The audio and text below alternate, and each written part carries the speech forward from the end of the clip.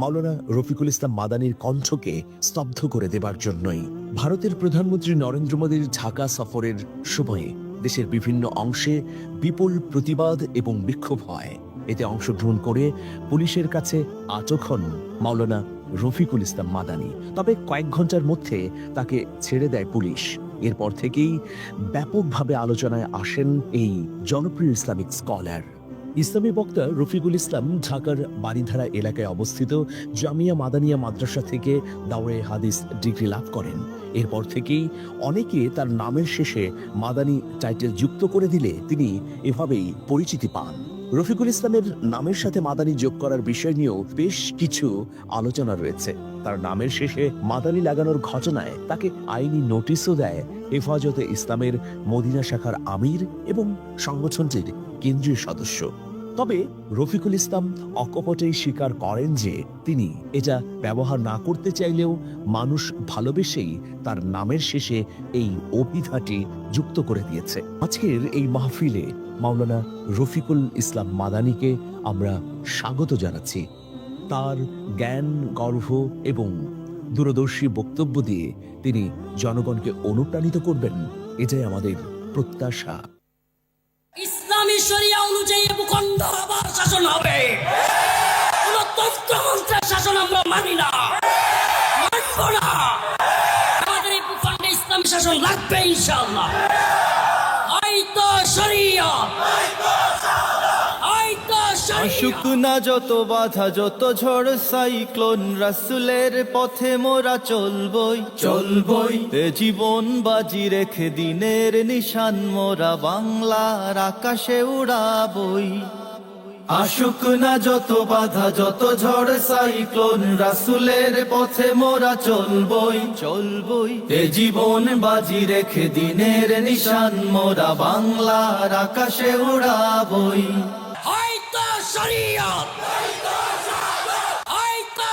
মোরা কামানের মুখোমুখি দাঁড়িয়ে, মোরা কামানের মুখোমুখি দাঁড়িয়ে, মোরা কামানের মুখোমুখি দাঁড়িয়ে আল্লাহু আকবার বলবো। আসুক না যত বাধা, যত ঝড় সাইক্লোন, রাসূলের পথে মোরা চলবই চলবই। এ জীবন বাজি রেখে দিনের নিশান মোরা বাংলার আকাশে উড়াবই।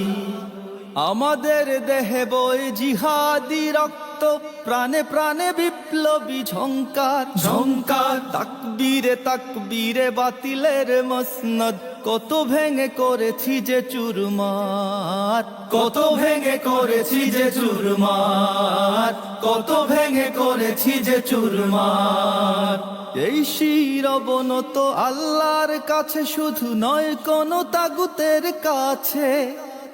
সবুজে কাফেলা নিয়ে যাব জানি একদিন মকসুদে মঞ্জিলে পৌঁছে, মকসুদে মঞ্জিলে পৌঁছে, মকসুদে মঞ্জিলে পৌঁছে।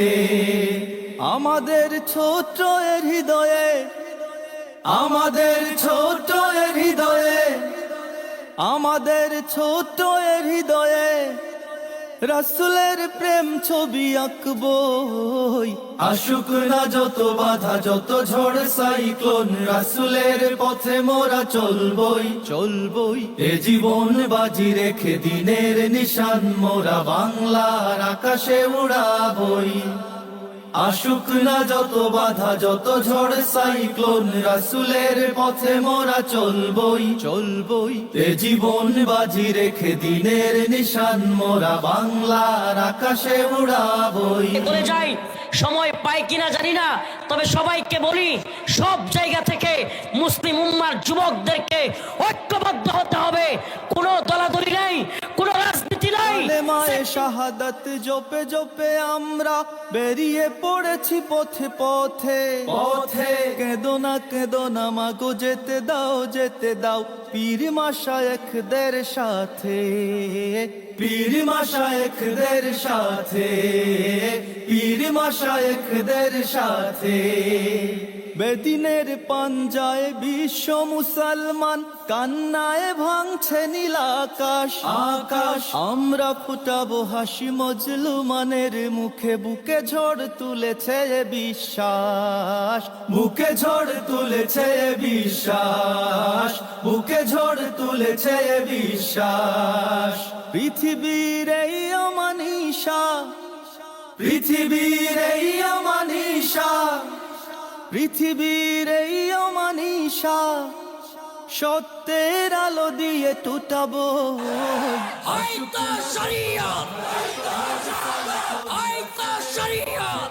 চলবই চলবই এ জীবন বাজি রেখে, দিনের নিশান মোরা বাংলার আকাশে উড়াবই।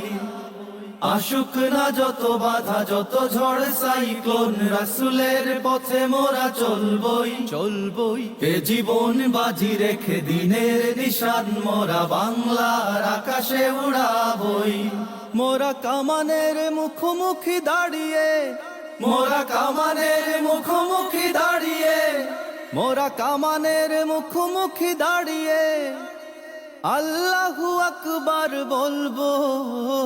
আসুক না যত বাধা, যত ঝড় সাইক্লোন, রাসূলের পথে মোরা চলবই। এ জীবন বাজি রেখে, দিনের নিশান মোরা বাংলার আকাশে উড়াবই। আসুক না যত বাধা, যত ঝড় সাইক্লোন, রাসূলের পথে মোরা চলবই। এ জীবন বাজি রেখে, দিনের নিশান মোরা বাংলার আকাশে উড়াবই।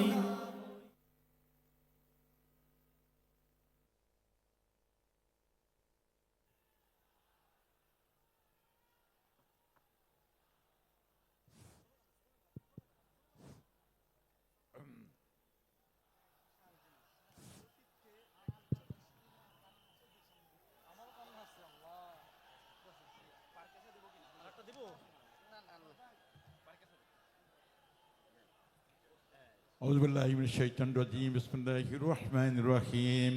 بسم الله الرحمن الرحيم.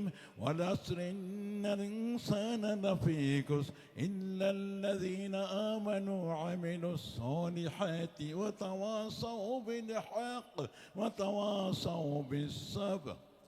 প্রিয় আমার ভাইরা, আসসালামু আলাইকুম ওয়া রাহমাতুল্লাহ। পদ্মার মায়েরা এবং বোনেরা, সবাইকে সালাম জানাচ্ছি। আজকে আমরা এই ধরনের ত্যাগ স্বীকার করতে প্রস্তুত তো ইনশাআল্লাহ? দিনের জন্য ইনশাআল্লাহ আমরা সবাই প্রস্তুত ইনশাআল্লাহ। ইনশাআল্লাহ আমরা এই আলেমদের পিছনে, যে সমস্ত আলেমরা জীবনকে বাজি রেখে আল্লাহর দিনের জন্য সংগ্রাম করেছে, তাদের সাথে আমরা আছি তো ইনশাআল্লাহ? তাদের সাথে আমরা থাকবো ইনশাআল্লাহ। তাদেরকে আমরা মাথার উপরে রাখতে চাই, তাদেরকে সাথে না, তাদেরকে মাথার উপরে রাখতে চাই ইনশাআল্লাহ। তাদেরকে মাথার উপরে রাখতে চাই তো ইনশাআল্লাহ। আমি হুজুরকে অনুরোধ করছি, তার আমি বড় জীবন্ত অলি, তার কাছ থেকে আমরা তার কথা শুনবো ইনশাআল্লাহ। আসসালামু আলাইকুম ওয়া রাহমাতুল্লাহ। লিল্লাহি তাকবীর, লিল্লাহি তাকবীর। আল কোরআনের আলো, রফিকুল ইসলাম মাদানীর আগমন। যশোরবাসীর পক্ষ থেকে, খুলনাবাসীর পক্ষ থেকে, তাওহীদি জনতার পক্ষ থেকে, আদ-দ্বীন ফাউন্ডেশনের পক্ষ থেকে, সংগ্রামী তাওহীদি জনতা, এ পর্যায়ে আপনাদের সামনে পবিত্র কোরআন থেকে মূল্যবান তাকরীর পেশ করবেন আদ-দ্বীন ফাউন্ডেশনের উদ্যোগে আয়োজিত 3 দিনব্যাপী ঐতিহাসিক তাফসিরুল কোরআন মাহফিলের দ্বিতীয় দিনের সমাপনী অংশের বিশেষ মেহমান হযরতুল আল্লাম মাওলানা রফিকুল ইসলাম মাদানী সাহেব নেত্রকোনা। এ পর্যায়ে আপনাদের সামনে পবিত্র কালামে হাকিম থেকে তাকরীর পেশ করছেন বিশিষ্ট ইসলামী চিন্তাবিদ, মজলুম জননেতা, জননন্দিত মুফাসসির কারক হযরত মাওলানা রফিকুল ইসলাম মাদানী সাহেব। আমি মুহতারামকে পবিত্র কালাম থেকে আলোচনা পেশ করার জন্য বিনীতভাবে অনুরোধ জানাচ্ছি। السلام عليكم ورحمة الله وبركاته. إن الحمد لله نحمده ونستعينه ونستغفره ونؤمن به ونتوكل عليه ونعوذ بالله من شرور أنفسنا ومن سيئات أعمالنا. من يهده الله فلا مضل له ومن يضلل فلا هادي له. ونشهد أن لا إله إلا الله وحده لا شريك له. أما بعد فأعوذ بالله من الشيطان الرجيم. بسم الله الرحمن الرحيم. وما لكم لا تقاتلون في سبيل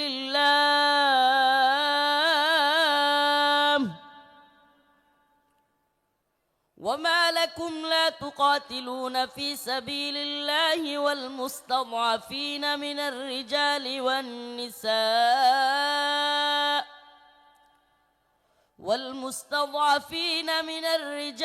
والنساء والولدان الذين يقولون ربنا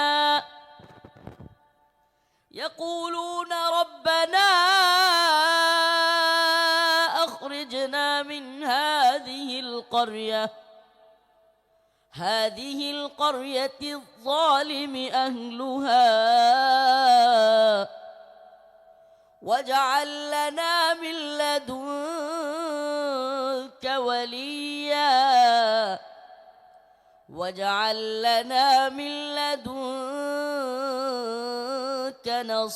نصيرا. صدق الله مولانا العظيم وصدق رسوله النبي الكريم ونحن على ذلك من الشاهدين والشاكرين والحمد لله رب العالمين.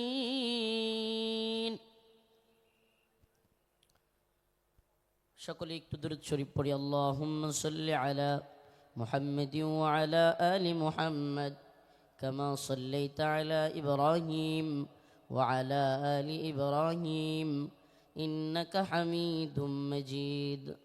আল্লাহুম্মা বারিক আলা মুহাম্মাদিন ওয়া আলা আলি মুহাম্মাদ কামা বারাকতা আলা ইব্রাহিম ওয়া আলা আলি ইব্রাহিম ইন্নাকা হামিদুম মাজিদ। আদ-দ্বীন ফাউন্ডেশন কর্তৃক আয়োজিত আজকের এই ব্যতিক্রমধর্মী ঐতিহাসিক তাফসীরুল কোরআন মাহফিলের সম্মানিত উলামায়ে কেরাম, মুরব্বিয়ান ইজাম, আমার প্রিয় যুবক ভাইরা, স্নেহের ছোট ভাইরা, পর্দানিশীন শ্রদ্ধেয়া মা ও বোনেরা, আল্লাহ রব্বুল আলামিনের দরবারে অসংখ্য অগণিত শুকরিয়া যে মহান রব্বুল আলামিন আপনাকে আমাকে কোরআন সুন্নাহ এর কিছু কথা বলবার এবং শুনবার জন্য এত সুন্দর একটা ব্যবস্থাপনা করে দিয়েছেন। সেজন্য প্রথমেই রব্বে কাবার দরবারে শুকরিয়া আদায় করে স্বতঃস্ফূর্ত আওয়াজ করে বলি আলহামদুলিল্লাহ। প্রিয় উপস্থিতি, আমি প্রথমে আন্তরিকভাবে জাযাকাল্লাহ, জাযাকুমুল্লাহ এবং আন্তরিকভাবে অন্তরের অন্তঃস্থল থেকে কৃতজ্ঞতা জ্ঞাপন করছি, শুকরিয়া আদায় করছি এবং বিশেষ করে আন্তরিকভাবে মুবারকবাদ জানাচ্ছি আমার প্রিয় আঙ্কেল আদ-দ্বীন ফাউন্ডেশনের মহিউদ্দিন আঙ্কেলকে, যিনি এই ব্যতিক্রমধর্মী সুন্দর এক আয়োজন যশোরবাসীকে, বলতে গেলে বাংলাদেশকে উপহার দিয়েছেন। প্রিয় যশোরবাসী, আসলে আমি কি বলবো, আমি আমার নিজের ডকুমেন্টারি এখানে দেখে আমার আব্বার কথা মনে পড়ে যায়। আমার বাবা চলে গিয়েছেন দীর্ঘ অনেক দিন আগে, আমি যখন হেফজখানায় পড়ি। তো আজকে যখন এই ডকুমেন্টারিতে আমার বাবার কথাও চলে আসে, আমি আমার চোখে পানি রাখতে পারি নাই। আল্লাহ পাক তাদের এই আয়োজনকে কবুল করুক, বলে না আমিন। প্রিয় উপস্থিতি, আমি আজকে আপনাদের সামনে নিপীড়িত নির্যাতিত মুসলিম উম্মার পক্ষ থেকে কিছু কথা বলবার চেষ্টা করব। আজ পৃথিবীর দিকে দিকে তাকালেই দেখা যাবে মুসলিমরা নির্যাতিত এবং নিপীড়িত। ইসরায়েলে সর্বশেষ ফিলিস্তিনের গাজার মুসলমানদের জন্য যে হসপিটাল ছিল, সেই হসপিটালটাকেও ইসরায়েলের বর্বর হানাদার বাহিনী বোমা ফেলে, বোমার আঘাতে সেই হসপিটালকেও গুড়িয়ে দিয়েছে। চিৎকার করে ফিলিস্তিনের মুসলমানরা চিকিৎসার জন্য চিৎকার করে দিক বেদিক ছুটোছুটি করছে। ইসরায়েলে গ্রেট ইসরায়েল রাষ্ট্র গঠন করবার জন্য মুসলমানদেরকে তাড়িয়ে এক মহাযজ্ঞ, এক মহা আয়োজন তারা তৈরি করেছে। গ্রেট ইসরায়েল তৈরি করবে। আপনি যদি ভারতবর্ষের দিকে তাকান, পুরো ভারতবর্ষে হিন্দুত্ববাদী ব্রাহ্মণ্যবাদী তাগুতি শক্তি ইসলাম এবং মুসলমানদেরকে মূলোৎপাটন করে, ইসলাম এবং মুসলমানদেরকে তাড়িয়ে দিয়ে এই উপমহাদেশে অখণ্ড ভারত তৈরি করবার এক নীল নকশা, এক মহা আয়োজন তৈরি করে বসে আছে। অপ্রিয় মুসলিম উম্মাহ, আজকের আয়োজন বৃথা হয়ে যাবে। আজকের এই লক্ষ লক্ষ মানুষের জমায়েত বৃথা হয়ে যাবে যদি নির্যাতিত নিপীড়িত মুসলিম উম্মার পক্ষে এই জাগরণ, এই জজবা আমরা যদি কাজে লাগাতে ব্যর্থ হই। খুদার কসম করে বলি, খুদার কসম করে বলি, এই যশ খ্যাতি, এই জজবা, এই জনস্রোত কোনো কাজে আসবে না যদি আমরা নির্যাতিত নিপীড়িত মুসলিম উম্মার পক্ষে দাঁড়াতে ব্যর্থ হই।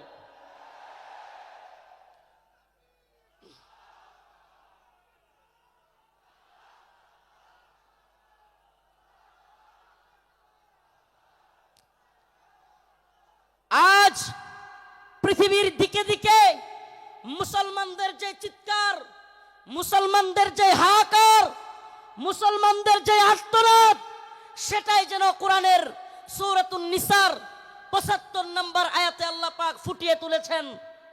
আল্লাহ পাক পৃথিবীবাসীকে জানিয়ে দিচ্ছেন, ওয়ামা লাকুম লা তুকাতিলুনা ফি সাবিলিল্লাহ, وما لكم لا تقاتلون في سبيل الله والمستضعفين من الرجال والنساء والولدان الذين يقولون ربنا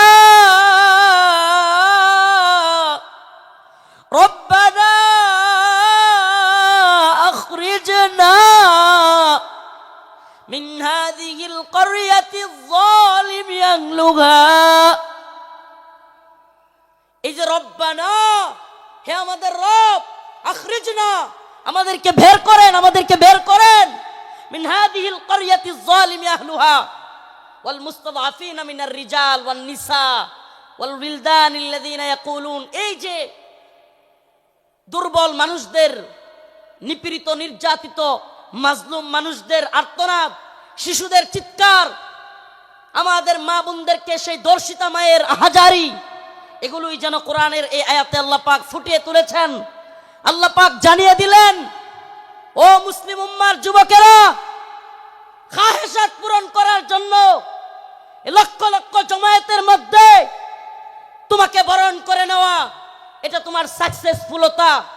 কিন্তু মনে রাখবা, এই বরণ করে নেওয়া, এই হাজারো লক্ষ জনতা কিংবা এই স্রোত, এই ফ্যান্টাসি, এই সব কিছু যদি তুমি নির্যাতিত নিপীড়িত উম্মার পক্ষে কাজ করতে না পারো, কোনো লাভ হবে না, কোনো ফায়দা হবে না।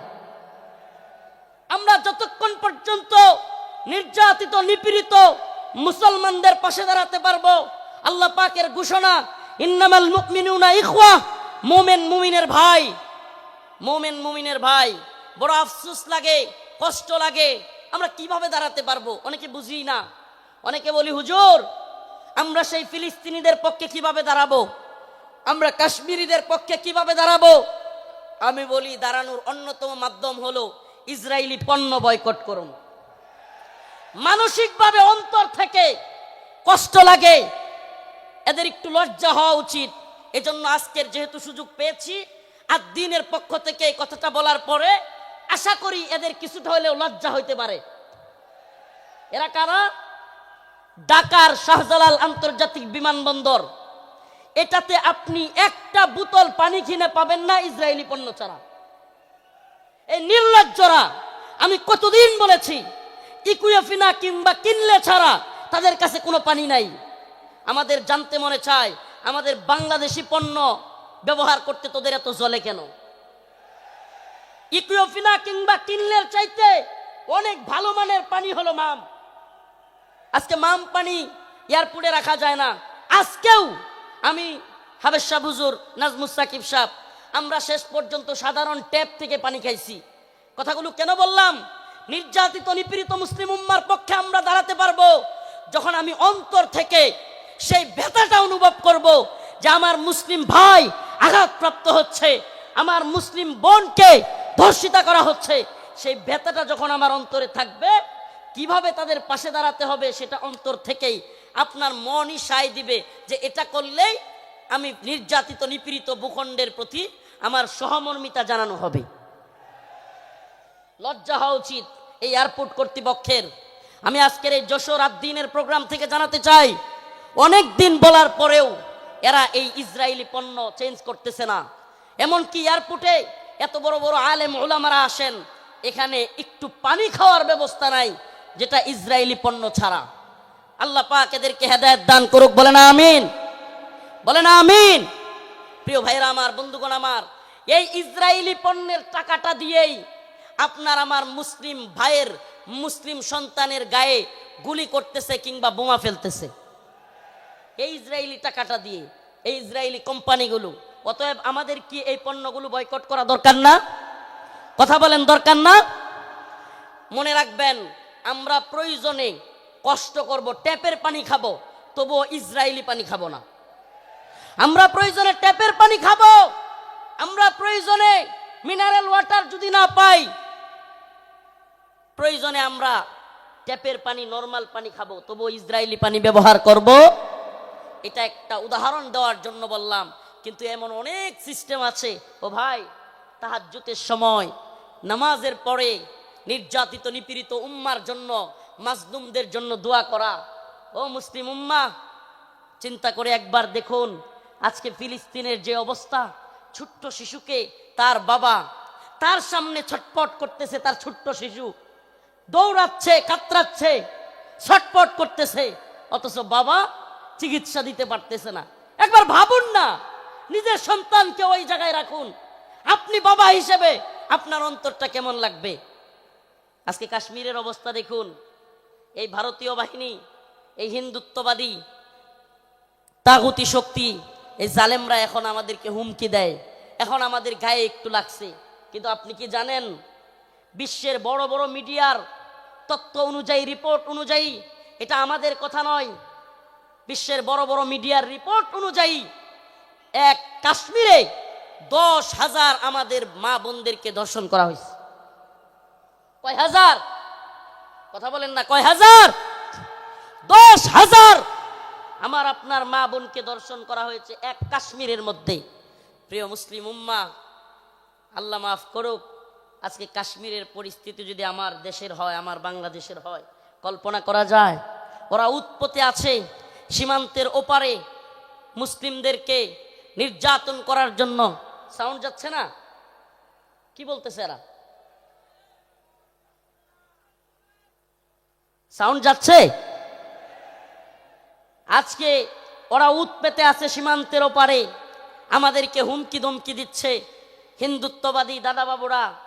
আসলে আমি প্রায় প্রোগ্রামে বলে থাকি, বিধর্মীদের হাক ডাক, মুসলিমদের বিরুদ্ধে যারা হাক ডাক দেয়, সেই সমস্ত জুলুম জালিমদের হাক ডাক হইল একটা বেলুনের মতো। কিসের মতো?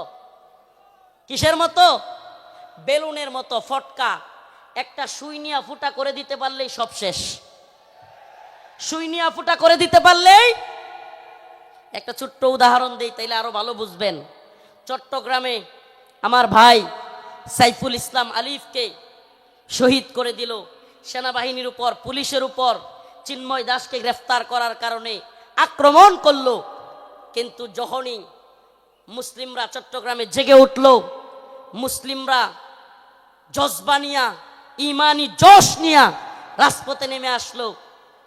আয় সুবহানাল্লাহ, যেই চিন্ময় দাসকে গ্রেফতার করার কারণে, যেই চিন্ময় দাসকে গ্রেফতার করার কারণে হাজার হাজার লোক প্রিজন ব্যান আটকায় দিছে, যে চিন্ময় দাসকে গ্রেফতারের কারণে আমাদের এক ভাইকে হত্যা করে ফেলছে, 2-3 দিন যাইতে পারে নাই।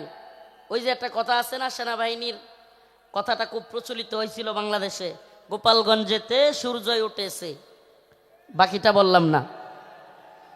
যখনই ওইটা লাগাই দিছে, মুসলিমরাও জায়গা উঠছে। সুবহানাল্লাহ, আগে তো প্রিজন ব্যান আটকায়া মানুষদেরকে হত্যা করে দিচ্ছে, হাইরে তাদের শক্তি, হাইরে তাদের গরম। যেমনি মুসলমানরা জায়গা উঠছে, এখন চিন্ময় দাসের উকিল পাওয়া যাচ্ছে না। চিন্ময় দাসের কি নাই? কথা বলেন না, কি নাই? সুবহানাল্লাহি ওয়া বিহামদিহি, সুবহানাল্লাহি ওয়া বিহামদিহি। আপনারা এই বিষয়টা দেখে থাকলে বুঝবেন, এত হাক ডাক, এত কিছু, অথচ এখন চিন্ময় দাসের উকিল পাওয়া যাচ্ছে না। এদের হাক ডাক হলো ওই বেলুনের মতো, যদি সুই নিয়ে খালি ফুটা করে দিতে পারেন তাইলেই যথেষ্ট। এজন্য আমরা বলি, হিন্দুত্ববাদী নরেন্দ্র মোদীকে বলতে চাই, শত শত আলেমদেরকে শেখ হাসিনা তোমাকে খুশি করার জন্য গ্রেফতার করেছিল, অসংখ্য আলেমদেরকে নির্যাতন করেছিল শেখ হাসিনা মোদীকে খুশি করবার জন্য। কিন্তু আমরা জানতে চাই, শেষ পর্যন্ত মোদী কি হাসিনাকে টিকায় রাখতে পারছে? পারছে? কেন পারে নাই? কারণ এদের হাত ডাক এটা বেলুনের মতো, মুসলমানরা জায়গা গেলে পৃথিবীতে কোনো জালেম টিকতে পারে নাই। শুধু জালেম হাসিনা যায় নাই, আল্লাহ পাক হাসিনাকে পালায়া যাওয়াদের রোল মডেল বানায় দিছে। হাসিনারে কি বানায় দিছে আল্লাহ? পালায়া যাওয়াদের রোল মডেল। বাশার আল আসাদ পালাইছে, মিডিয়ার নিউজ বলতেছে হাসিনা যেমন শেষ 40 মিনিটের একটা ভিডিও বার্তা দিতে চাইছিল, বাশারও নাকি বার্তা দিতে চাইছিল, দিতে পারে নাই। মানে রোল মডেল হয়ে গেছে গা হাসিনা। এখন পালায়া যাওয়াদের কি রোল মডেল। এখন কেউ পালায়া গেলে সবাই বলবে হাসিনা মডেলে পালাইছে। কোন মডেলে? কথা বলেন না, কোন মডেলে?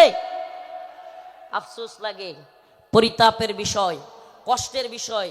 অনেকে হয়তো আমার মতো আপনারাও চিন্তা করেন, হাজার হাজার মানুষকে গুলি করে মারলো, ছাত্রদেরকে গুলি করলো, স্কুলের মাদ্রাসার ছাত্রদেরকে গুলি করলো, হেলিকপ্টার থেকে গুলি করলো, এদেশের সর্বজন শ্রদ্ধেয় আলেমদেরকে কারাগারে নিয়ে বন্দি করলো, রিমান্ডের নামে নির্যাতন করলো, জুলুম করলো।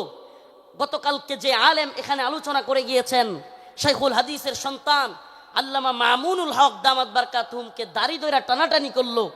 এদেশের সর্বজন শ্রদ্ধেয় বুজুর্গ আলেম, সকলের শ্রদ্ধেয় মানুষ আল্লামা সাইদি রহিমাহুল্লাহকে কারাগার থেকে হত্যা করে বাহির করলো। এত কিছুর পরেও এই নেত্রী আর এই দলের পক্ষে মানুষ থাকে কেমনে? প্রশ্ন আসে না? প্রশ্ন আসে কি আসে না?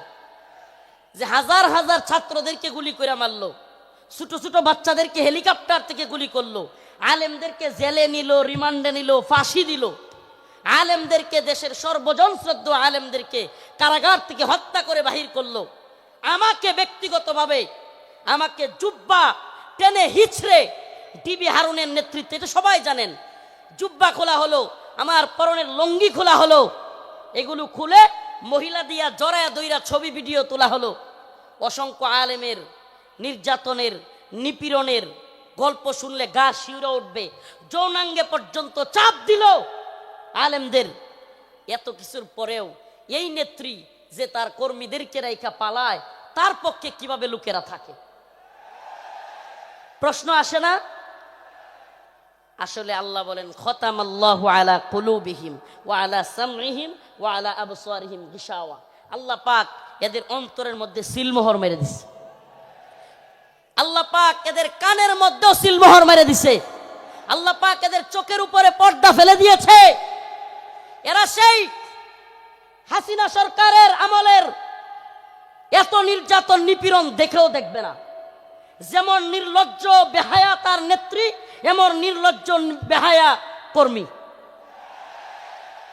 যেমন নির্লজ্জ বেহায়া তার নেত্রী, যে কিনা ছোট ছোট বাচ্চাদেরকে হত্যা করে, হেলিকপ্টার থেকে গুলি করে, এরপরেও বলে আমি কি অপরাধ করেছি।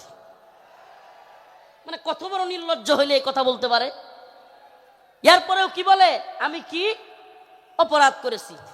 আপনি কোন অপরাধ করেন নাই? প্রশ্ন এটা হইতে পারে যে আপনি কোন অপরাধ করেন নাই, আমাকে এমন একটা অপরাধ দেখান। ও প্রিয় মুসলিম উম্মাহ, বাংলাদেশের বাইতুল মুকাররমে হেফাজতে ইসলামের আন্দোলনে হাসিনার পুলিশ বুট পইরা জুতা পইরা দেশের জাতীয় মসজিদে আলেমদেরকে গুলি করে নাই? এর চাইতে জঘন্য আর কি হইতে পারে? তা আপনি কোনটা করেন নাই বলেন? আমাদেরকে তাহাজ্জুদের আর এই কোরআন তিলাওয়াতের গল্প শোনায়া আপনি কোন আকামটা করেন নাই? প্রিয় মুসলিম উম্মাহ, যশোরবাসী, এই মেসেজ যশোরের মুসলমানদের জন্য নয়। এই মেসেজ, আজকের এই আলোচনা আমার এই দেশবাসীর জন্য আমি রেখে যেতে চাই।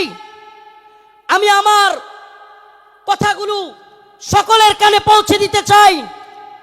ও প্রিয় উম্মাহ, প্রিয় জাতি, আমরা চেয়েছি আমাদের অন্তর থেকে আমাদের ছাত্ররা, আমাদের শিক্ষকরা, আমাদের কলামিস্ট, বুদ্ধিজীবী, মুফতি, বক্তা, ছাত্র, সকল শ্রেণী পেশার মানুষ, আমরা চেয়েছি আল্লাহ পাক হাসিনাকে এই ভূখণ্ড থেকে, আমাদের উপর থেকে, জুলুম থেকে বাঁচাক। আল্লাহ পাক আমাদেরকে বাঁচাইছেন কি বাঁচান নাই? তার মানে আমরা মন থেকে সম্মিলিতভাবে চাইলে পাওয়া যায়। পাওয়া যায় কি যায় না? বলেন পাওয়া যায় কি যায় না? ইন্নাল্লাহা লা ইউগাইয়িরু মা বিকওমিন হাত্তা ইউগাইয়িরু মা বিআনফুসিহিম। আল্লাহ পাক ততক্ষণ পর্যন্ত কোনো জাতিকে পরিবর্তন করেন না যতক্ষণ না সে জাতি নিজেরা পরিবর্তন চায় এবং পরিবর্তন হয়। সুবহানাল্লাহ। তো আমরা পরিবর্তন চেয়েছিলাম, পেয়েছি। পাইছি কি পাই নাই? এখন আমাদের আরেকটা পরিবর্তন দরকার। আমাদের মূল বিজয় সেটা। এ বিজয় আমাদের মূল বিজয় না।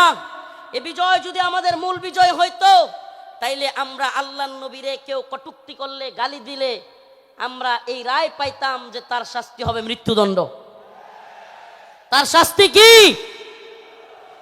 এই ব্যাপারে ইমামগণ একমত। আল্লাহর নবীকে নিয়ে কে কটূক্তি করলে, ব্যঙ্গচিত্র করলে তার শাস্তি মৃত্যুদণ্ড।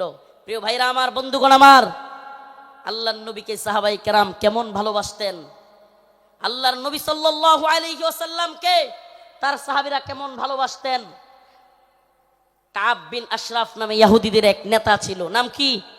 কাব বিন আশরাফ, এক ইহুদি নেতা। এত দেহ ছিল, অনেক বড় সড়ো ছিল দেহ, বিশাল দেহের আকৃতির লোক ছিল কাব বিন আশরাফ। বদর যুদ্ধে যখন মুসলমানরা বিজয়ী হয়েছে, কাব বিন আশরাফ কষ্টে তার অন্তর জ্বলে গেছে। বদর যুদ্ধে কাফেরদের বড় বড় নেতা আবু জাহেল সহ নিহত হয়ে গেছে, জাহান্নামে চলে গেছে। কাব বিন আশরাফের কলিজায় জ্বলন শুরু হয়ে গেছে। সেই মুহাম্মদ আরবি সাল্লাল্লাহু আলাইহি ওয়াসাল্লামকে নিয়ে বিভিন্ন ধরনের কটূক্তিমূলক কবিতা বানাইছে। তার মহিলা ভাড়া কইরা তাদেরকে দিয়াও রসুলের বিরুদ্ধে বিশুদ্ধার করাইছে।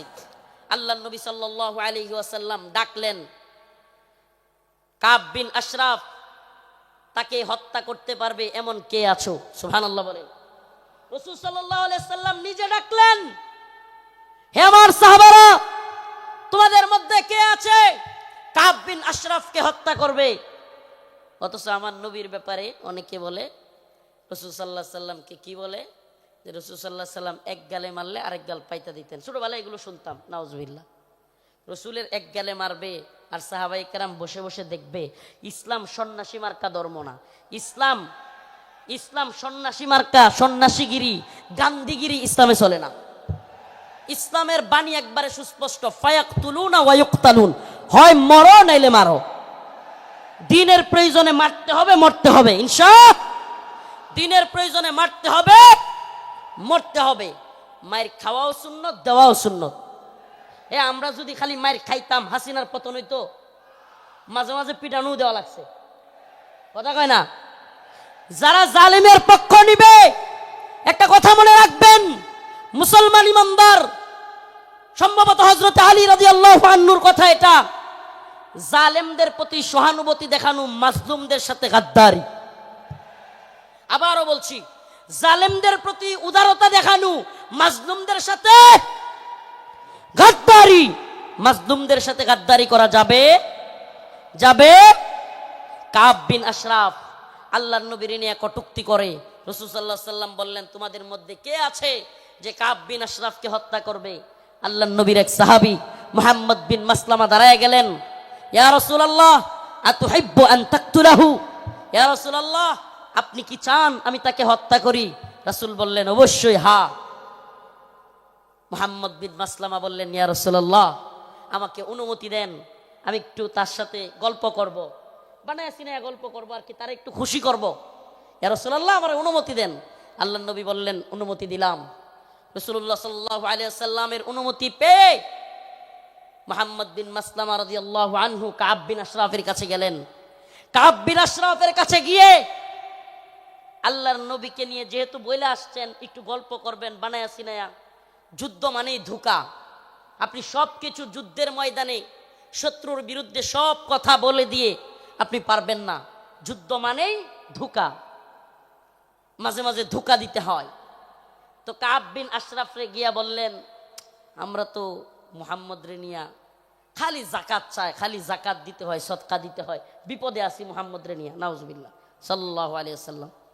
রাসূল সাল্লাল্লাহু আলাইহি সাল্লামের ব্যাপারে কাব বিন আশরাফকে খুশি করার জন্য কাব খুব খুশি হয়ে গেল। আগেই কিন্তু অনুমতি নিয়ে আইছেন, আগেই অনুমতি নিয়েই আসছেন। আল্লাহর নবীর ব্যাপারে বললেন কাব বিন আশরাফকে, আমরা তো মুহাম্মদ রে নিয়া বিপদে আছি সাল্লাল্লাহু আলাইহি ওয়াসাল্লাম, কি সদাকা জাকাত দিতে দিতে আমরা শেষ হয়ে যাচ্ছি। কাব কয়, কে আগেই কইছিলাম না? খুব খুশি হয়েছে, আগেই তো কইছিলাম। এবার মুহাম্মদ বিন মাসলামা বললেন, তোমার কাছে কিছু কর্জা চাই। কি চাই? কর্জা চাই, আমাদেরকে কিছু খাদ্য দাও। কাব বিন আশরাফ বলল, দিতে পারি, কিন্তু কিছু বন্ধক রাখতে হবে। আল্লাহর নবীর সাহাবী মুহাম্মদ বিন মাসলামা রাদিয়াল্লাহু আনহু আল্লাহর নবীকে বলে এসেছেন, ও পয়গম্বর, ও আমার প্রিয় হাবিব, আমি অবশ্যই অবশ্যই কাব বিন আশরাফকে কতল করব, তবে আমাকে অনুমতি দেন আমি যেন কাব বিন আশরাফের সাথে খুশ গল্প করতে পারি। আল্লাহর নবী বললেন, অনুমতি দেয়া হলো। কাব বিন আশরাফকে মুহাম্মদ বিন মাসলামা রাদিয়াল্লাহু আনহু বললেন, মুহাম্মদ তিনি তো আমাদের কাছ থেকে বেশি বেশি সাদাকা আর যাকাত নিচ্ছেন, এমত অবস্থায় আমরা তো ফতুর হয়ে যাচ্ছি, কি করা? কাব খুব খুশি হয়ে গেল।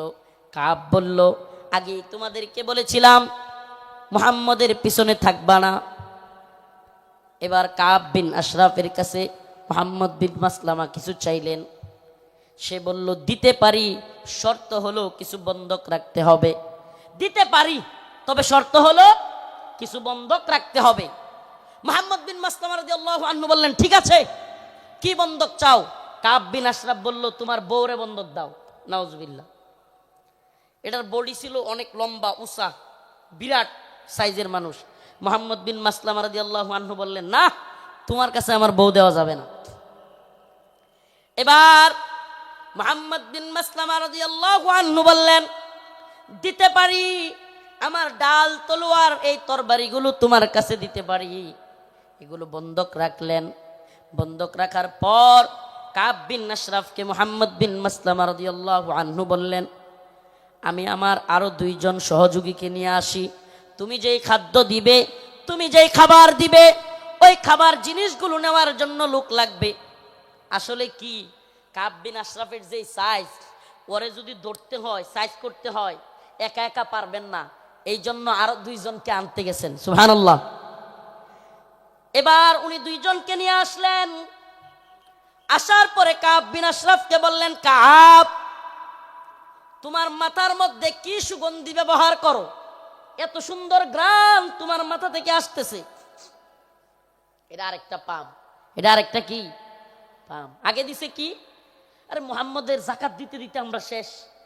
এতে করে সে খুশি হয়েছে। আগেই কইছিলাম না মুহাম্মদের পিছনে থাইকো না, নাউজুবিল্লাহ। তো এইবার কি পাম দিল, যে তোমার কল্লার মধ্যে, তোমার মাথার মধ্যে এমন কি সুগন্ধি দাও, এত সুগন্ধি আসতেছে, সুঘ্রাণ আসতেছে। কাব বিন আশরাফ খুশিতে গদগদ হয়ে গেছে, খুব খুশি হয়েছে, পাম দিছে। তো মুহাম্মদ বিন মাসলামা রাদিয়াল্লাহু আনহু বললেন, কাব, তোমার মাথার থেকে একটু সুঘ্রাণ নেওয়ার জন্য তোমার মাথাটা একটু আমাকে আগায় দিতে পারবা? মানে মাথা থেকে কি নিব? সুগন্ধি নিব। কাব বিন আশরাফ খুশি হয়ে গেল। খুশি হয়ে কাব বিন আশরাফ তার কল্লাটা আগায় দিল। ও যশোরবাসী, খুব মনোযোগ দিয়ে শুনবেন। আল্লাহর নবীর সাহাবা মুহাম্মদ বিন মাসলামা যখন কাব বিন আশরাফ কল্লাটা আগায় দিল, সাথে সাথে আল্লাহর নবীর সাহাবী মুহাম্মদ বিন মাসলামা কাব বিন আশরাফের কল্লা এইভাবে পেছায় ধরলেন। সুবহানাল্লাহ। কাব বিন আশরাফের কল্লা পেছায় ধইরা সঙ্গী সাথী থাকা অন্য সহপাঠীদেরকে বললেন, কাব বিন আশরাফের কল্লার মধ্যে কোপ দাও। সুবহানাল্লাহ।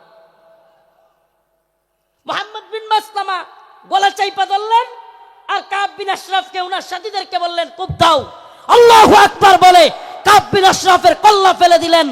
ও মুহাম্মদ আরবির উম্মতেরা, সেই জগৎ বিখ্যাত উক্তি শাইখ খালিদ আর রশিদ ফাকাল্লাহু আসরার কণ্ঠে কণ্ঠ মিলিয়ে বলতে চাই, ইয়া উম্মতে মুহাম্মদ, ইয়া উম্মতে মুহাম্মদ, আমার নবীকে নিয়ে কটূক্তি করা হবে, আমার নবীকে নিয়ে ব্যঙ্গচিত্র বানানো হবে।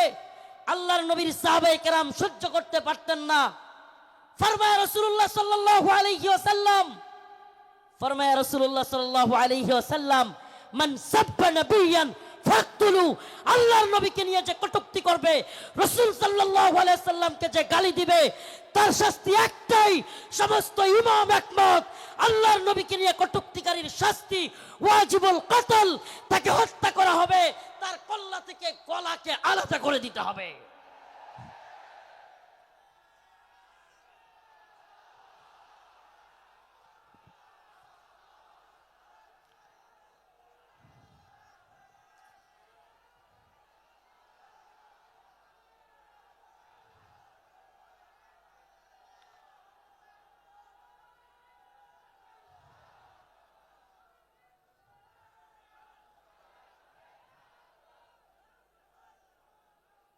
হে প্রিয় জাতি, হে প্রিয় মুসলিম উম্মাহ, তোমাদের এই জাগরণ প্রমাণ করে দিয়েছে, 2024-এর 5ই আগস্ট প্রমাণ করে দিয়েছে, যৌবন যার যুদ্ধে যাবার সময় তার।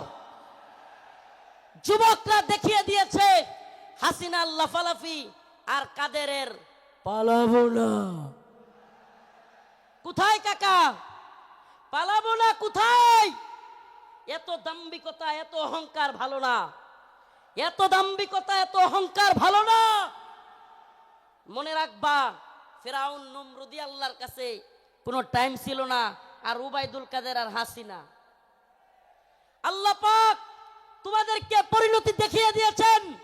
মুসলিম উম্মার যুব সমাজদেরকে বলি, ও প্রিয় উম্মার যুবকেরা, তৈরি হও নির্যাতিত নিপীড়িত মুসলিম উম্মার পাশে দাঁড়াবার জন্য।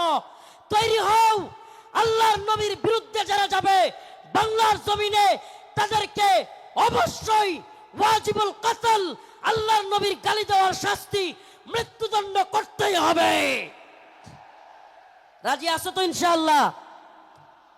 ও প্রিয় মুসলিম উম্মাহ, তোমরা তো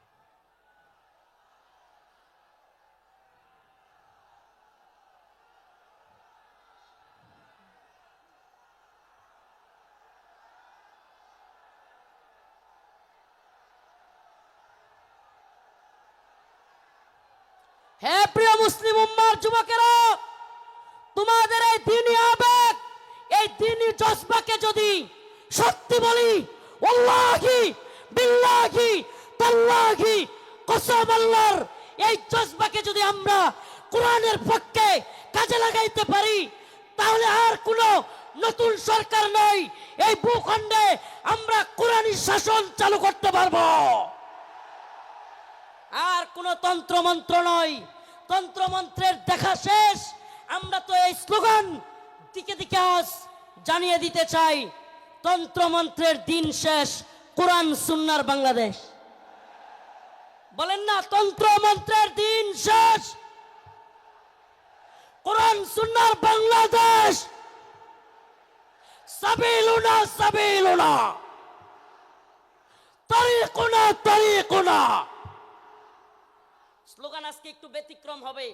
আমি বলবো আল্লাহর জমিনে আল্লাহর আইন বাস্তবায়ন ফরজে আইন। বলতে পারবেন?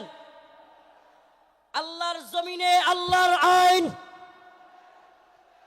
বাস্তবায়ন ফরজে আইন। হয়তো শরীয়ত, ইম্মা শরিয়া, ইম্মা শরিয়া, হয়তো শরীয়ত। হয়তো আমরা শাহাদাত বরণ করব, না হলে ভূখণ্ডে শরীয়ত প্রতিষ্ঠা করব। কালেমার পতাকা দেখলে যেগুলোর জ্বলে, এগুলোর সাবধান করে দিতে চাই। এ ভূখণ্ডে লা ইলাহা ইল্লাল্লাহর পতাকা উড়বেই, আজ হোক কাল একদিন উড়বেই। ইসাবাতান মিন উম্মতি আহরাজাহুম আল্লাহু মিনান নার, ইসাবাতুন তাগজুল হিন্দা ওয়া ইসাবাতু মা ঈসা ইবনে মারইয়াম। রাসূলের ঘোষণা, এই ভূখণ্ডে হিন্দুত্ববাদী ব্রাহ্মণ্যবাদী তাগুতি শক্তির বিরুদ্ধে, দিল্লির বিরুদ্ধে, হিন্দুত্ববাদীদের বিরুদ্ধে আল্লাহর নবী বলেছেন মুসলমানদের একটা গজওয়া হবে, গজওয়াতুল হিন্দ হবে। সেই যুদ্ধে মুসলমানরা বিজয়ী হবে। শুধু বিজয়ী হবে না, দিল্লির সেই মসনদে, দিল্লির সেই লাল কেল্লায় কালেমার পতাকা পথ পথ করে উড়বে ইনশাআল্লাহ, ইনশাআল্লাহ।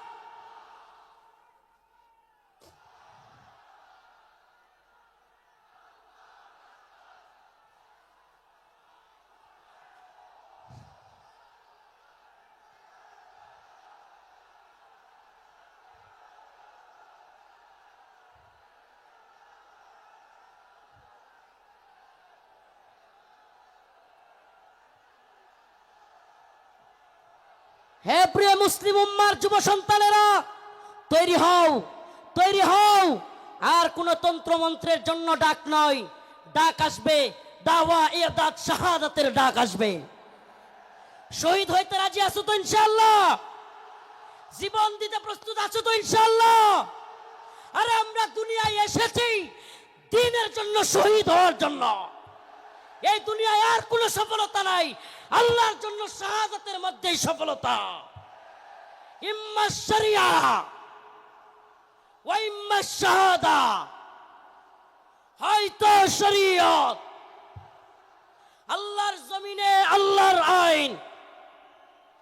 এই জমিন কার? এই চিৎকার করে বলেন কার? জমিন কার? হুকুম চলবে কার? ইনিল হুকমু ইল্লা লিল্লাহ, আমার আল্লাহ তাবুদু ইল্লা ইয়া। হুকুম হবে আল্লাহর, ইবাদত হবে আল্লাহর। ইবাদত হবে কার? একমাত্র আল্লাহর। এই কোন তাগুতের গোলামি আমরা করব না। আমরা কার গোলাম? আমরা ভারতের গোলাম নই, আমরা আমেরিকার গোলাম নই, আমরা ইসরায়েলের গোলাম নই। আমরা কার গোলাম? গোলামি হবে কার? পৃথিবীবাসী জেনে রাখো, আমরা আল্লাহর গোলামি করি। এই মাথা নোয়াবো তো আল্লাহর কাছে। এই মাথা নোয়াবো তো কার কাছে? পৃথিবীর কারো কাছে আমাদের মাথা নত হবে। এবার আমার ডকুমেন্টারি তো দেখলেন, শাইখুল হাদিস ইবনে শাইখুল হাদিসের ডকুমেন্টারি দেখলেন, অন্যান্য আলেমদের ডকুমেন্টারি তো দেখবেন। আমি কিছু মাজলুমদের ডকুমেন্টারি আপনাদের সামনে বলে যাই, কলিজা ফেটে যায়। ও মুসলিম উম্মার প্রিয় যুবক ভাইরা, আপনারা জেনে থাকবেন 2013 সালে শাপলা চত্বর এক ভয়াবহ রাতের সাক্ষী অনেকেই। আপনারা জেনে থাকবেন। প্রিয় বাবাজি, আজকের প্রোগ্রামের আয়োজক সহ সবার এই কথাগুলো মনোযোগ সহকারে শোনা দরকার। আমি আপনাদের সামনে এমন কিছু ব্যক্তিদের কারগুজারি শোনাবো যারা 2013 সালে রাসূলুল্লাহ সাল্লাল্লাহু আলাইহি ওয়াসাল্লামকে যারা কটূক্তি করেছিল, আল্লাহর নবীকে নিয়ে যারা ব্যঙ্গচিত্র বানিয়েছিল, আল্লাহ এবং তার রাসূলের বিরুদ্ধে যারা কথা বলেছিল, যেই কারণে হেফাজতে ইসলাম শাপলা চত্বরে যেতে বাধ্য হয়েছিল, সেই সমস্ত নরপিশাচ, সেই সমস্ত কুখ্যাত শাতেমে রাসূল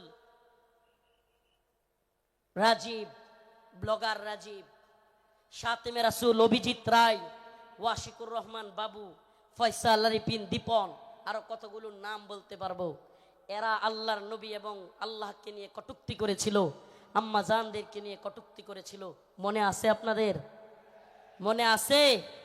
2013 সালে ব্লগার রাজীব, অভিজিৎ রায়, ফয়সাল আরিফিন দীপন, ওয়াশিকুর রহমান বাবু, ব্লগার নাজিমউদ্দিন সামাদ, আরো অনেকগুলো কুখ্যাত শাতেমে রাসূল আল্লাহর নবীকে নিয়ে কটূক্তি করেছিল। ও প্রিয় মুসলিম উম্মার যুবকেরা, আজকের এই ঐতিহাসিক প্রোগ্রামে আমি যদি সেই মাজলুম ভাইদের কথা না বলি, আমি তাদের সাথে কারাগারে ছিলাম। ওয়াল্লাহি এক একটা ভাইয়ের মিথ্যা মামলায় ফয়সাল আরিফিন দীপনকে, অভিজিৎ রায়কে কে বা কারা হত্যা করেছে, ভার্সিটির প্রিয় যুবকদেরকে, আমার প্রিয় যুবক ভাইদেরকে এরা কারাগারে বন্দি করে রেখেছে। হাসিনা সরকার বিগত 10-12 বছর যাবত পরিবারের সাথে তাদেরকে দেখা করতে দেয় না। আমি প্রায়ই কোর্টে গেলে তাদের সাথে দেখা হইতো। আমাদের সেই ভাই আরাফাত, সেই ভাই সাইমুম, সেই ভাই আব্দুস সবুর, বিভিন্ন ভাইদেরকে আমরা দেখে আসছি যারা কিনা এক একজন 2টা-3টা করে ফাঁসির রায় নিয়ে কারাগারে পড়ে আছে। কি এদের অপরাধ? আমাদের ভাই ফারাবি, কি এদের অপরাধ? ফারাবির অপরাধ, আরাফাত ভাইয়ের অপরাধ, সাইমুম ভাইয়ের, আব্দুস সবুর ভাই, এই ভাইদের অপরাধ আল্লাহর নবীকে নিয়ে কটূক্তিকারীদের বিরুদ্ধে তারা ফেসবুকে বা বিভিন্ন মাধ্যমে লেখালেখি করেছিল। আল্লাহর নবীকে যারা কটূক্তি করেছে তাদের বিরুদ্ধে লেখালেখির কারণে, ও প্রিয় যশোরবাসী, ও প্রিয় আদ-দ্বীনের প্রোগ্রামে থাকা যুবকেরা, অন্তত তোমাদের সেই যুবকদের জন্য কিছু করা দরকার। আজকের এই আদ-দ্বীনের প্রোগ্রামে আমি সেই ভাইদেরকে স্মরণ করি। ওয়াল্লাহি কসম করে বলি, আমি যখন দেখতাম 2টা-3টা ফাঁসি নিয়েও এরা দিব্যি হাসতেছে, তখন আর নিজের মনের মধ্যে কিছুই মনে হইতো না। আরে আমি আর কি, আমার তো আর ফাঁসির রায় হয় নাই, আমার তো ফাঁসির রায় হয় নাই।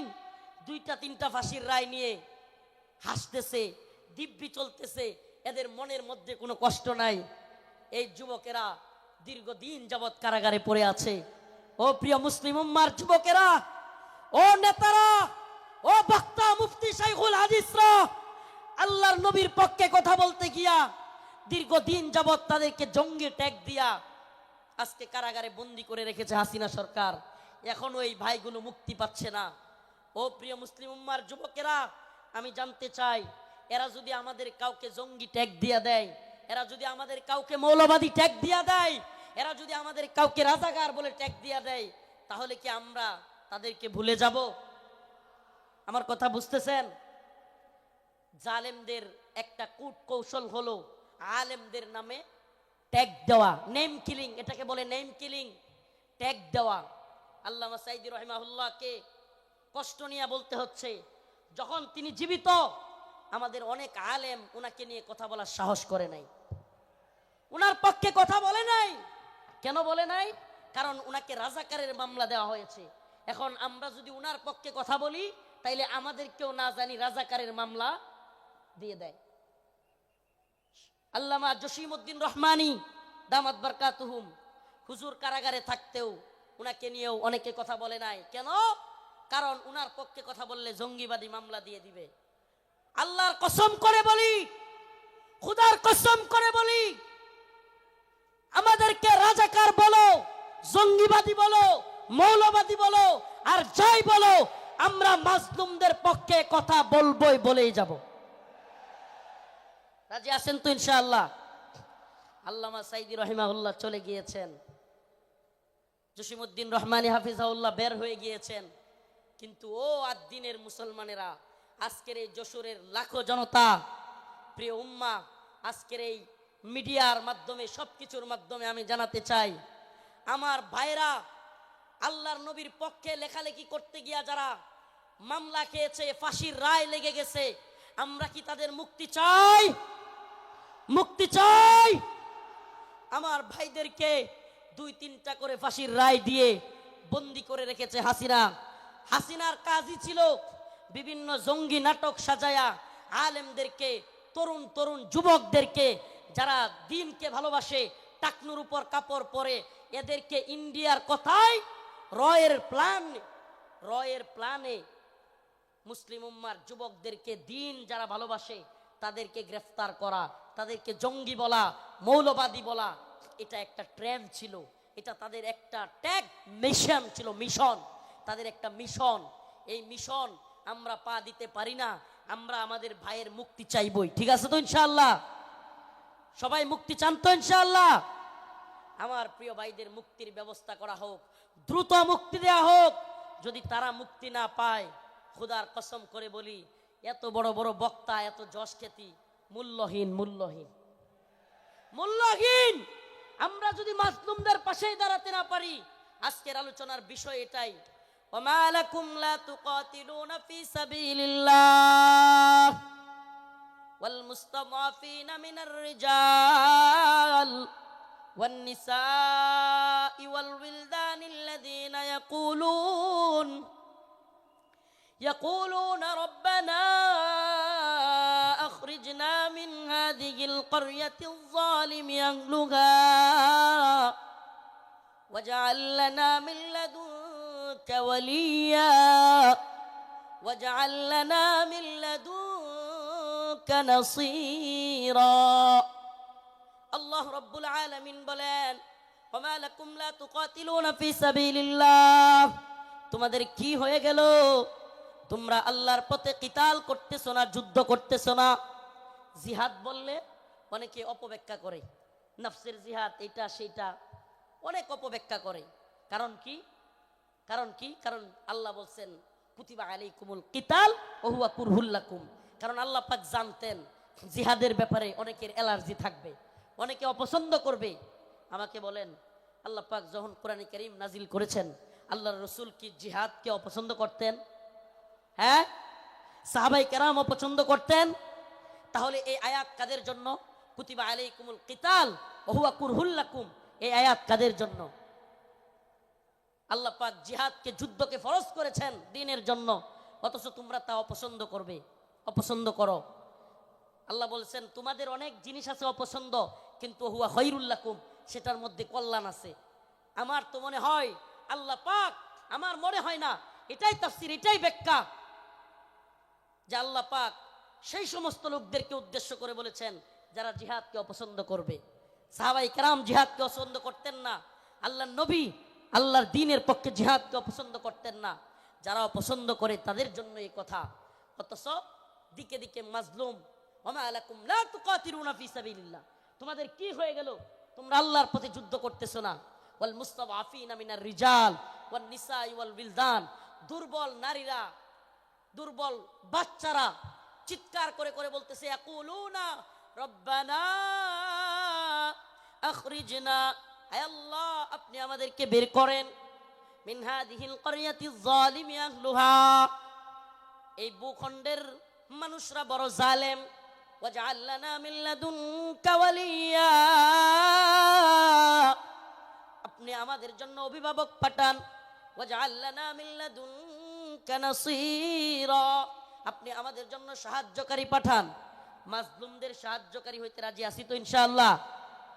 মাজলুমদের সাহায্যকারী হইতে রাজি আছি তো ইনশাআল্লাহ? তাইলে আজকে থেকে ইসরায়েলি পণ্য বয়কট, রাজি আছেন তো ইনশাআল্লাহ? আজকে থেকে যে সমস্ত মাজলুমরা রসুলের পক্ষে লিখতে গিয়ে, বলতে গিয়ে, আমার ভাই ফারাবি, আমার ভাই আরাফাত, সাইমুম, আমি আমার ভাই বলতেছি, পারলে আমারে মামলা দিয়ে দে, আমার যায় আসে না। তাদের সাথে আমারে মামলা দিয়ে দিলে আমার যায় আসে না, এরা আমাদের ভাই। আমরা অনেকেই সেই গাজী ইলমুদ্দিনের গল্প বলি, ভারতে রঙ্গিলা রাসূল বই লিখেছিল, নাউজুবিল্লাহ। সেই গল্প বলতে পছন্দ করি, কিন্তু বাংলাদেশের গাজী ইলমুদ্দিনরা 2-3টা করে ফাঁসির রায় নিয়ে কারাগারে পড়ে আছে, সেই খবর আমরা কেউ রাখি না। প্রিয় ভাইরা আমার, বন্ধুগণ আমার, মাজলুম উম্মার পক্ষে দাঁড়াতে হবে। আজকের আমার আলোচনার মূল কথা, মাজলুম উম্মার পাশে দাঁড়াতে, মাজলুম উম্মার পাশে দাঁড়াতে। ইন্নামাল মুমিনুনা ইখওয়া, মুমিন মুমিনের ভাই। আমার অন্য মুমিন ভাই কষ্ট পেলে আমার অন্তরে আঘাত আসবে। এদেশের কোন আলেমকে আল্লাহ না করুক জাতীয় আন্তর্জাতিক চক্রান্তের কারণে নতুন করে কেউ যদি, কোন জালেম যদি এদেশের কোন আলেমকে আবারও জুলুম করতে চায়, আবারও যদি শেখুল হাদিস আল্লামা মামুনুল হককে, শেখুল হাদিস আল্লামা মামুনুল হক সহ, মুফতি আমির হামজা সহ, মুফতি হারুন ইজহার, এদেশের অনেক বক্তা যারা কিনা কারাগারে ছিল, আবারও যদি সেই সমস্ত আলেমদেরকে কেউ গ্রেফতার করবার দুঃসাহস করে জাতীয় আন্তর্জাতিক চক্রান্তের কারণে, আবারও যদি আলেমদের দিকে কেউ চোখ তুলে তাকায়, কেউ যদি হাত তোলার সাহস করে, সেই হাত ভেঙ্গে গুড়িয়ে দেওয়ার হিম্মত আছে তো মুসলমান? আছে তো ইনশাআল্লাহ? জাতীয় আন্তর্জাতিক চক্রান্ত চলছে।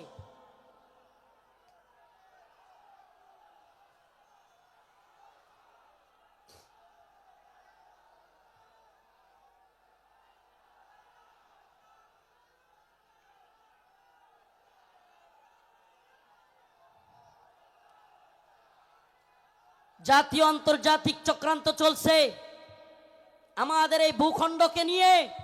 জাতীয় আন্তর্জাতিক চক্রান্ত চলছে। এই চক্রান্তের ডালপালা গভীরে আমরা জাতি হিসেবে সজাগ থাকব। একটা কথা মনে রাখবেন, আগামীকালকে আপনার ঘরে চুরি অথবা ডাকাতি হবে। আপনি যদি আগে ভাগে জানতে পারেন, তাইলে আপনি ডাকাতকে কিভাবে আটকাইতে হবে এটা আপনি আরামসে বুঝে যাবেন। সজাগ থাকা খুব জরুরি। আগামীকালকে ডাকাত আপনার বাড়িতে হামলা করবে, যদি ডাকাতকে নিজে সামলাইতে না পারেন, প্রয়োজনে আগামীকালকে আসবে জানলে প্রয়োজনে মাইকিং করবেন। ঠিক ঠিক না? প্রয়োজনে কি করবে? মাইকিং করে হইলেও ডাকাত আটকাবে। তো যদি আমরা জানি আমাদের বিরুদ্ধে চক্রান্ত হচ্ছে, হিন্দুত্ববাদী ভারত আমাদের বিরুদ্ধে চক্রান্ত অব্যাহত রেখেছে, এমন কি আমরা শুনতে পাই বর্তমান উপদেষ্টা কমিটিতেও ভারতীয় দালালরা বসে গেছে। এ কথা আমরা শুনতে পাই, বর্তমান উপদেষ্টা কমিটিতে ভারতীয় দালাল ঢুকে গেছে। আমাদের বক্তব্য স্পষ্ট, মোমেন এক গর্তে দুইবার পা দেয় না। মোমেন এক গর্তে দুইবার পা। আমরা আর দুঃখা খেতে চাই না। আমরা আর কোন জালেমদেরকে, ইন্ডিয়ার গোলামদেরকে বাংলার ক্ষমতার মসনদে দেখতে চাই না। মাওলানা আব্দুল হামিদ খান বাসানী বলেছিলেন, পিন্ডি ছেড়েছি দিল্লির গোলামের জন্য নয়। কথাটা মনে আছে আপনাদের? রাওয়ালপিন্ডি পিন্ডি, পিন্ডি ছেড়েছি দিল্লির গোলামির জন্য নয়। অর্থাৎ পাকিস্তানের পিন্ডি ছেড়েছি, ভারতের দিল্লির গোলামির জন্য নয়। আমি বলি, পিন্ডি ছেড়েছি, দিল্লি ছেড়েছি, ওয়াশিংটনের গোলামির জন্য নয়। আমরা ওয়াশিংটনের গোলামি করব না। আমরা সমস্ত জাতীয় আন্তর্জাতিক চক্রান্তকে মোকাবেলা করে আমরা স্বাধীন চেতা, আমরা মুসলমান, আমরা স্বাধীন ভূখণ্ডে স্বাধীনভাবে বসবাস করতে চাই। আমরা কোরআন সুন্নাহ অনুযায়ী রাষ্ট্র ব্যবস্থা চাই। রাজি আছেন ইনশাআল্লাহ?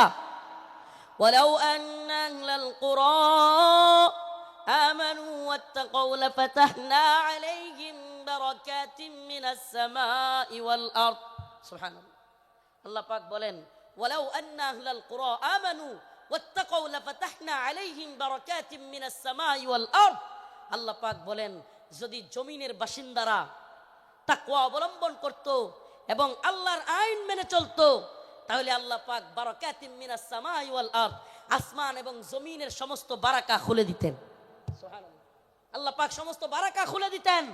এজন্য আমি স্লোগান ধরেছি, আল্লাহর জমিনে আল্লাহর আইন বাস্তবায়ন ফরজে আইন। এই তন্ত্রমন্ত্রের আইন 5 বছরের জন্য ইসলাম, এটা আমরা চাই না। আমরা চাই আজীবনের জন্য ইসলাম। ইসলাম কি 5 বছরের সীমায় গণ্ডিতে আবদ্ধ? ইসলাম 5 বছরের সীমান্তে আবদ্ধ নয়। ইসলাম 5 বছরের সীমানায় আবদ্ধ না। 5 বছর ভোট দিয়া নির্বাচিত করে ইসলাম কায়েম। 5 বছর গেলে আবার হয়তো সরে যাইতে হবে। দিন ইসলাম 5 বছরের জন্য সীমাবদ্ধ থাকার জন্য নয়, ইসলাম কায়েম করতে হবে। আল্লাহর জমিনে আল্লাহর আইন বাস্তবায়ন করতে হবে। এটা হবে মুসলিম উম্মার তাড়না, এটা হবে মুসলিম উম্মার প্রেরণা। আমরা হুঁশিয়ার করে দিতে চাই, সাবধান করে দিতে চাই। 2024 সালে হাসিনার পালানোর দৃশ্য দেখা এবং বাংলাদেশে আওয়ামী লীগের অবস্থান দেখা কেউ যদি শিক্ষা না নেন, নতুন করে জুলুম করার চিন্তা ভাবনা, নতুন কইরা কেউ জুলুম করার ভূত কারো মাথায় চাইপা বসে, তাইলে আওয়ামী লীগের পরিণতির জন্য অপেক্ষা করেন। নতুন কইরাও যদি হাসিনার মতো জুলুমের চিন্তা ভাবনা কেউ করেন, আওয়ামী লীগের মতো জুলুম করার খায়েশাত, জালেম হওয়ার ভূত মাথায় চাইপা বসে, সাদাবাজি, টেন্ডারবাজি, দুর্নীতির বোধ, তাইলে বাংলার জনগণ লাথি দিয়া আপনাদের ভূতও তাড়াইয়া দিবে। নতুনদের জন্য এটা একটা হুঁশিয়ারি। 2024 সাল এটা আমাদের গর্বের। 2024 আমাদের গর্বের। আমাদের এই চেতনাকে ধরে রাখতে হবে। প্রিয় যুব সমাজ, আমি আগে ফিলিস্তিনের বিভিন্ন ভিডিও দেখতাম, ফিলিস্তিনের মুসলমানদের ভিডিও দেখতাম। ছোট ছোট বাচ্চা ছেলেরা পাথর নিয়া ইসরায়েলের ট্যাঙ্কের মধ্যে নিক্ষেপ করতেছে, গোলাল দিয়া ইসরায়েলিদেরকে মারতেছে। সুবহানাল্লাহ। 2024 সালে দেখলাম আমাদের ছোট ছোট বাচ্চারা পুলিশের পেটের মধ্যে গিয়া ঘুষি মারতেছে। সুবহানাল্লাহ বলেন না? এইটা একটা জিনিস অন্তত হইছে, আলহামদুলিল্লাহ। 2024 সালে আমরা এটা অন্তত বুঝছি, যুব সমাজ জেগে উঠলে জালেমের পরিণতি ভয়াবহ। যুব সমাজ জেগে উঠলে জালেমের পরিণতি কি? তো যশোরবাসী, আপনারা কি ঘুমায় গেছেন নাকি জাগ্রত আছেন? হাসিনা ভারতের গোলামি করেছিল, বাংলাদেশকে দিল্লির একটা, কি বলবো এটাকে, অনেকে বলে অঙ্গরাজ্য, আমি বলি অঙ্গরাজ্য না। হাসিনা এটাকে দিল্লির একটা ডাস্টবিন বানাইছিল।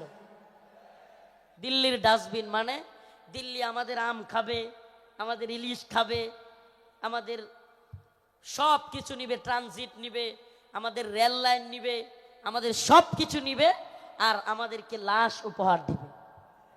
আমাদেরকে বন্যার পানি দিয়া বাসায়া একের পর এক লাশ উপহার দিবে। এটাকে আপনি ডাস্টবিন না বলে কি বলবেন? এটা কি বন্ধুত্ব? এটা কি বন্ধুত্ব? আমি তো বলি, হাসিনা বিগত 16 বছরে বাংলাদেশের সাথে ভারতের যে সম্পর্ক তৈরি করেছিল, যদিও তাদের নেতারা বলেছে অনেকে স্বামী স্ত্রীর সম্পর্ক, আমরা বলি অবৈধ সম্পর্ক, এটা অবৈধ। এজন্য অবৈধ সম্পর্কের কন্যারে জায়গায় পাঠিয়ে দিছি। আল্লামা সাইদি রহিমাহুল্লাহ বলেছিলেন, এই কথাটা আমার এখনো কানে বাসে, সরকারকে বলবো বেশি তিরিং বিরিং করিও না। বাংলার জনগণ বেশি তিরিং বিরিং করলে এমন এক ফ্লাইং কিক মারবে, মামার বাড়ি দিল্লি গিয়া পড়বা।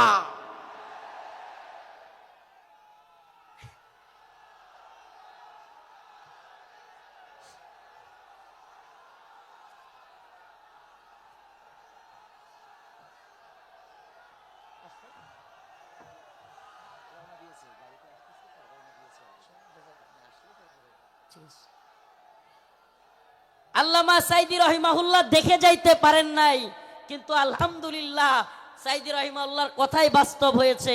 বাংলার জনগণ ফ্লাইং কিক মারছে, রান্না করা খাবার খাওয়ারও সময় নাই। রান্না করা খাবার খাওয়ারও সময় নাই।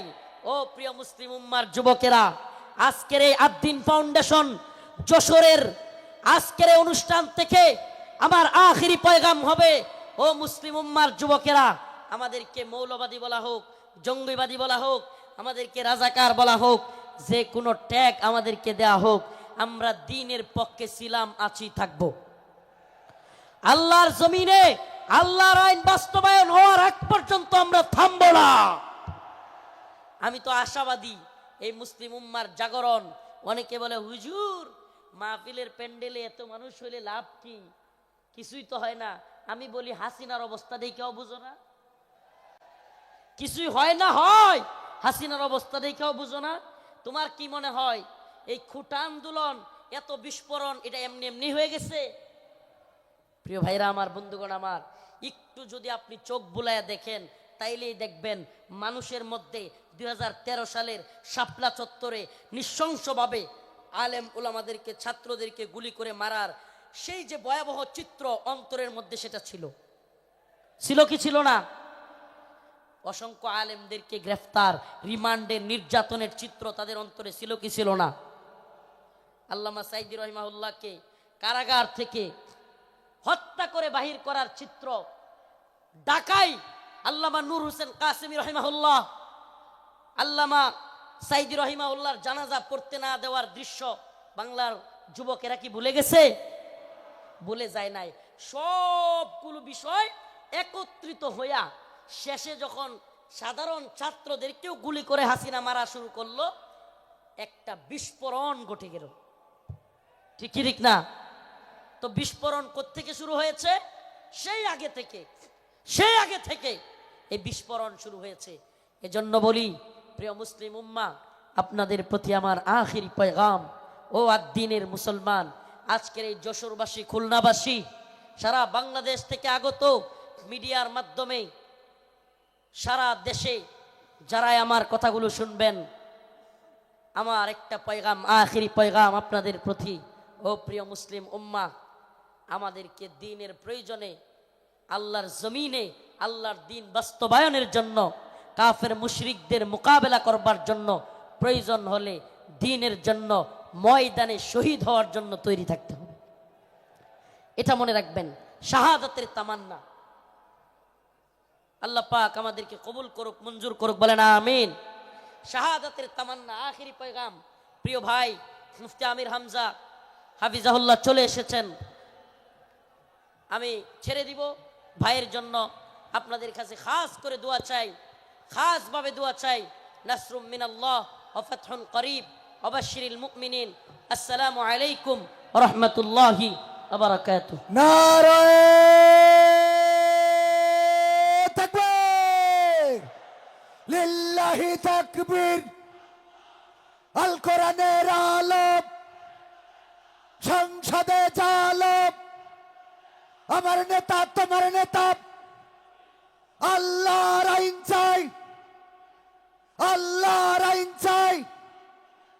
আমির হামজার আগমন যশোরবাসীর পক্ষ থেকে, খুলনাবাসীর পক্ষ থেকে, আদ্দিন ফাউন্ডেশনের পক্ষ থেকে নারায়ে তাকবীর। সংগ্রামী তাওহীদি জনতা, আপনারা দেখতে পাচ্ছেন ঐতিহাসিক 3 দিন ব্যাপী তাফসিরুল কোরআন মাহফিলের দ্বিতীয় দিনের সমাপনী অংশের প্রধান মেহমান, প্রধান মুফাসসির হযরত মাওলানা মুফতি